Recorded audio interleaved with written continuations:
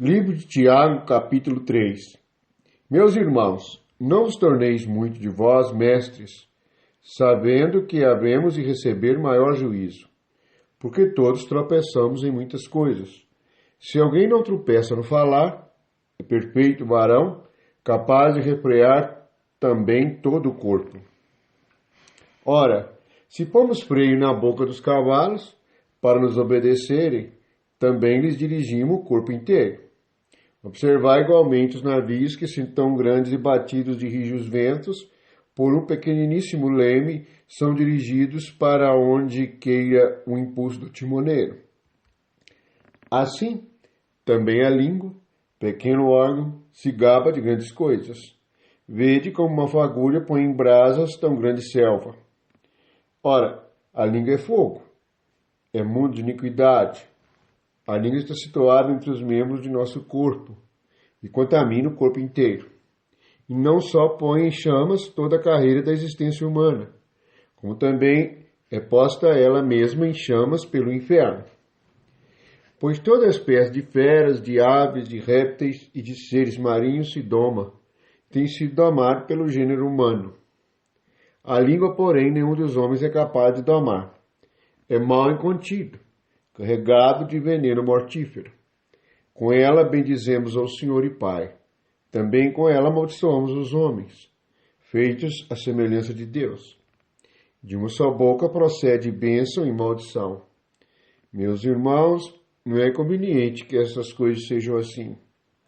Acaso pode a fonte jorrar no mesmo lugar o que é doce e o que é amargoso? Acaso, meus irmãos, pode a figueira produzir azeitonas ou a videira figos? Tampouco fonte de água salgada pode dar água doce. A respeito da palavra que nós falamos, que é a língua, na verdade, representa a palavra que está no coração do homem. E a respeito da palavra e daquilo que está no coração do homem, nós temos versículo 5. O homem se gaba de grandes coisas. O homem coloca fogo e se queima em situações da vida. Versículo 5. O homem incendeia um mundo de iniquidade e se contamina, pois contamina o corpo inteiro. Versículo 6. Põe em chamas a carreira da existência humana. É incendiada pelas chamas do inferno. É indomável. Versículo 7. É mal incontido e carregado de veneno mortífero. Bendiz por um lado e maldiz por outro.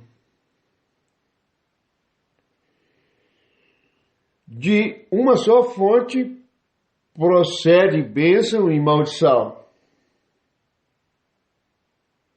O que nos revela esta palavra? Revela o que está no coração do homem. Pois Jesus disse que a boca fala do que o coração está cheio. E todas essas coisas é o que encheu-se o coração do homem. E o tempo inteiro as palavras estão a jorrar. Veja que no versículo 11 fala de duas fontes, que é o coração humano, pois a boca fala do que está cheio o coração. No versículo 12 fala de duas árvores, que produz dois frutos diferentes. Ainda no versículo 12 fala de fonte de água salgada e água doce. Podemos começar no versículo 12 e nele vemos que a água, que é a mente que está em nossa alma, produzindo palavras que são como água. A palavra pode ser doce e a palavra pode ser salgada.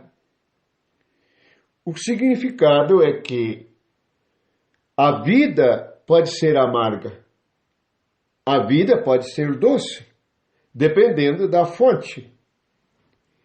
Jesus veio na cruz cortar toda esta maldição que há no coração do homem, para que nós nos tornássemos uma fonte de água doce.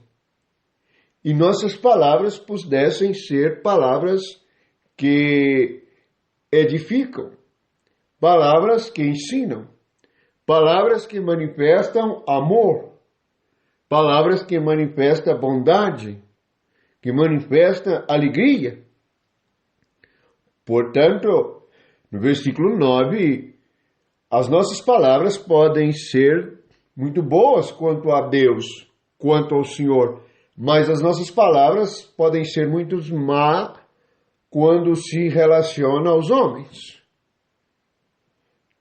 Amaldiçoar é dizer mal. Nós não devemos ser maldizentes. E quando falamos mal de alguém, nós estamos chamando atenção para a nossa própria maldade, pois somos nós que falamos mal. Embora as outras pessoas possam estar erradas e serem más, somos nós que estamos expondo a palavra má. Precisamos compreender que a incontinência do versículo 8 e o veneno do versículo 8 reflete a ligação com a natureza da serpente, com o maligno, pois é o descontrole da palavra na ira e a palavra para matar, para machucar, para ferir o próximo. Em todas as nossas situações devemos vigiar o nosso coração. E nós que cremos no Senhor, devemos estar atentos, pois há intenções ocultas por trás de cada palavra que nós falamos. E não precisamos disfarçar, mas precisamos confessar. Pois erramos, e no versículo 2 fala de tropeçar. Erramos no falar.